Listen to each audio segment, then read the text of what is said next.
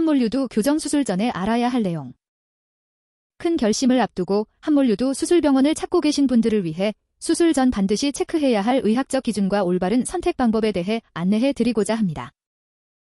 유두가 유방 표면보다 안쪽으로 함몰되어 있는 상태는 단순히 보기에 좋지 않다는 점보다 더 큰 실질적인 불편함을 초래합니다. 가장 흔한 문제는 위생관리의 어려움입니다. 함몰된 부위에 분비물이나 땀이 쌓이게 되면 세균이 번식하기 쉬운 환경이 조성됩니다.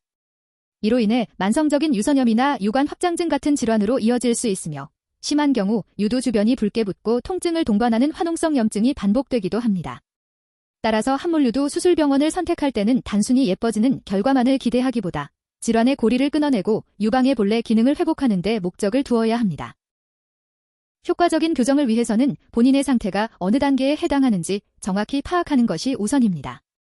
의학적으로는 보통 3단계로 구분합니다. 1단계는 가끔 유두가 안으로 들어가지만 손으로 가볍게 당기면 쉽게 나오고 그 상태가 유지되는 경우입니다. 2단계는 1단계보다 함몰이 잦으며 손으로 당겨낼 수는 있지만 놓으면 다시 금방 함몰되는 상태입니다. 3단계는 손으로 당겨도 유두가 돌출되지 않거나 심한 유착으로 인해 억지로 당기면 통증이 느껴지는 중증 상태입니다. 단계가 높을수록 내부 조직의 유착이 강하다는 뜻이므로 이를 세밀하게 풀어낼 수 있는 숙련된 기술을 가진 함몰유두 수술병원의 진단이 필수적입니다. 함몰유두 수술에서 가장 신중하게 논의해야 할 대목은 바로 유관 보존입니다. 유관은 모유가 배출되는 통로인데 수술 방식은 환자의 향후 계획에 따라 크게 2가지 방향으로 나뉩니다. 수유 계획이 있는 경우에는 유관 보존법을 시행합니다. 유두를 안으로 당기고 있는 섬유 조직만을 정밀하게 절제하고 유관은 최대한 살려내는 방식입니다. 미래의 모유 수유를 희망하시는 분들에게 적합하지만 유관의 탄성이 강한 경우 재발 가능성이 비보존법에 비해 상대적으로 높을 수 있습니다. 따라서 아주 섬유화가 심하지 않은 경우에 권장됩니다. 확실한 교정과 재발 방지가 목적인 경우 유관 절제법으로 시행합니다. 함몰이 너무 심하거나 이미 반복된 염증으로 유관 자체가 짧아진 경우 유관을 포함한 인대 조직을 절제하여 유두를 확실하게 돌출시키는 방식입니다. 재발률이 현저히 낮고 교정 효과가 뛰어나지만 수술 후 수유가 어려울 수 있다는 점을 명확히 인지하고 결정해야 합니다.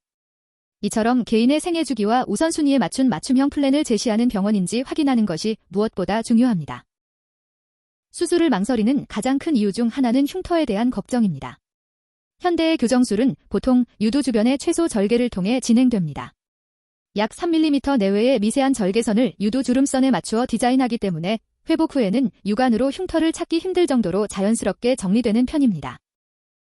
또한 재발에 대한 우려도 많으신데 이는 수술 당시 내부의 지지 구조를 얼마나 튼튼하게 보강했느냐에 달려 있습니다. 단순히 유두만 밖으로 꺼내는 것이 아니라 다시 들어가지 않도록 내부에서 단단히 지지해주는 봉합 기술이 병행되어야 합니다. 의료진의 해부학적 이해도와 수술 숙련도를 따져보아야 하는 이유가 바로 여기에 있습니다. 임신을 하면 유방이 커지면서 함몰 증상이 더 도드라져 보일 수 있습니다. 수유 전에 꼭 수술해야 하는지 질문을 자주 받곤 합니다. 정답은 상태에 따라 다르다입니다. 경미한 함몰은 출산 후 아기가 젖을 빠는 과정에서 자연스럽게 돌출되기도 합니다. 하지만 함몰이 심해 유두 주변 위생이 불량하거나 염증이 있다면 오히려 수유 시 아이에게 감염의 위험을 줄 수 있습니다. 따라서 임신 계획이 있거나 현재 임신 중이라면 병원에 내원하여 수유 가능성 여부와 수술 시점을 전문의와 심도 있게 상담하는 것이 가장 안전합니다. 실패 없는 수술을 위해 아래 내용을 꼭 확인해 보세요. 첫 번째, 유방외과 전문의 상주 여부입니다. 유방은 단순한 피부 조직이 아닙니다. 유선과 유관의 해부학적 구조를 가장 잘 아는 유방외과 전문의가 집도해야 기능적 손상을 최소화할 수 있습니다. 두 번째, 초음파를 통한 정밀 진단입니다. 수술 전 초음파 검사를 통해 내부의 혹이나 염증 유무, 유관의 상태를 미리 파악하는 시스템을 갖추었는지 확인하세요. 세 번째, 체계적인 사후 관리 시스템입니다.